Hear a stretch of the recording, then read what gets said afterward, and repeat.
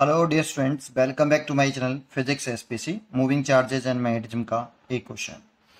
To parallel long current carrying wire separated by a distance 2r r shown in the figure. The ratio of magnetic field at A to the magnetic field produced at C is x/7।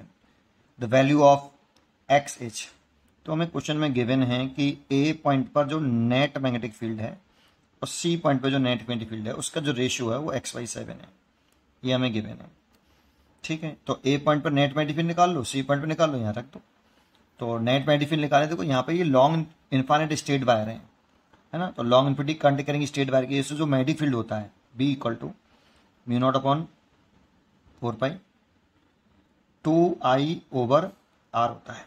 जैसे ये long infinity straight wire है, इस point पर magnetic field निकालना है, तो जिस point पे निकालना होता है वहां से वायर पर परपेंडिकुलर ड्रॉ करते हैं। परपेंडिकुलर डिस्टेंस होती है ना, वायर से उस पॉइंट तक की परपेंडिकुलर डिस्टेंस जिस पॉइंट पर मैग्नेटिक फील्ड कैलकुलेट करना है आर। और यहां से 2 से 2 कैंसिल कर सकते हो, तो mu naught I over 2 pi r. कुछ बच्चों को ये फॉर्मूला याद होता है और कुछ बच्चों को ये याद होता है।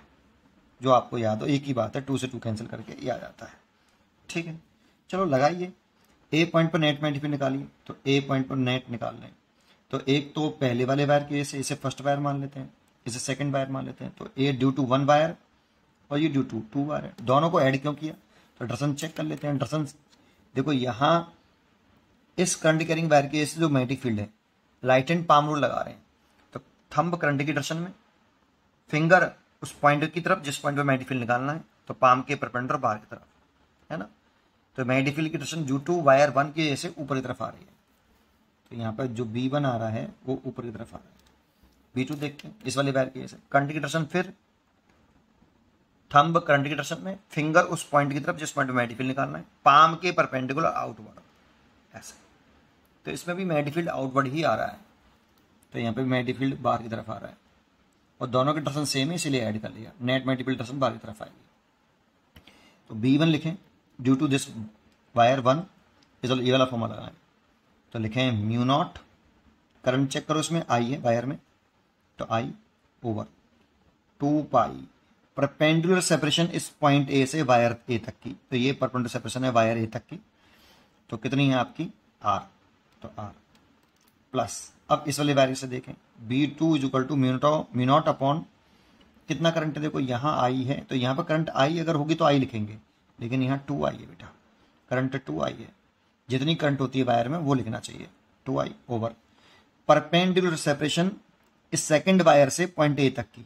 तो ये परपेंडिकुलर सेपरेशन हो गई, तो ये 2r और ये r 3r हो गई, तो अपॉन 2 पाई इंटू 3r। अब इसमें से कॉमन ले लीजिए आप, mu naught I upon 2 pi r common ले लीजिए। तो यहाँ से तो 1 बचा, यहाँ पे 2 अपॉन 3, तो यहाँ पे हो गया 5। तो ऐसे लिख सकते हैं mu naught I over 2 pi r 5/3। ये फर्स्ट इक्वेशन हो गई। ऐसे ही सी पॉइंट पर नेट मैग्नेटिक फील्ड निकाल लीजिए, B C is equal to ये वायर 1 की वजह से, ये वायर 2 की वजह से। ठीक है, तो लिखिए फिर दोबारा से इस वाले वायर के ऐसे सी पॉइंट पर मैग्नेटिक फील्ड, तो म्यू नॉट करंट कितनी है, आई ही है, ओवर 2 पाई परपेंडिकुलर सेपरेशन देखें सी पॉइंट तक की। ये परपेंडिकुलर सेपरेशन हो गई सी पॉइंट तक की, ये वाली है ना, सी पॉइंट तक की परपेंडिकुलर सेपरेशन देखनी है। तो 2r plus r 3r plus, अच्छा डायरेक्शन चेक कर लेने चाहिए पहले। करंट की डायरेक्शन ये फिंगर टुवर्ड दी पॉइंट्स, तो डाउनवर्ड आया। करंट की डायरेक्शन ये finger toward the points, downward आया, है ना। करंट की डायरेक्शन ये हो गई और थंब और फिंगर टुवर्ड दी पॉइंट्स, और पाम ये पाम के परपेंडिकुलर डाउनवर्ड, ऐसे ही डाउनवर्ड, दोनों ऐड ही होंगे पर डाउनवर्ड होगा यहाँ पे। ठीक है, तो प्लस म्यू नॉट करंट की वैल्यू चेक करो कितनी है, 2i, तो 2i लिखिए, और परपेंडिकुलर सेपरेशन 2 पाई परपेंडिकुलर सेपरेशन वायर से सी पॉइंट तक की कितनी है, r, तो r लिख लो। ठीक है, अब इसमें से कॉमन ले लो, mu naught I over 2 pi R ही कॉमन ले लो, तो यहाँ से 1/3 बचेगा और यहाँ से 2 बचेगा। अब 3 एलसीएम लेंगे अगर इसमें से, mu naught I upon 2 pi r, तो ऐसे कैसे उतार लो, 3 अगर एलसीएम लेंगे तो 3 2 जा 6 प्लस 1 7/3 हो जाएगा। ये क्वेश्चन नंबर 2।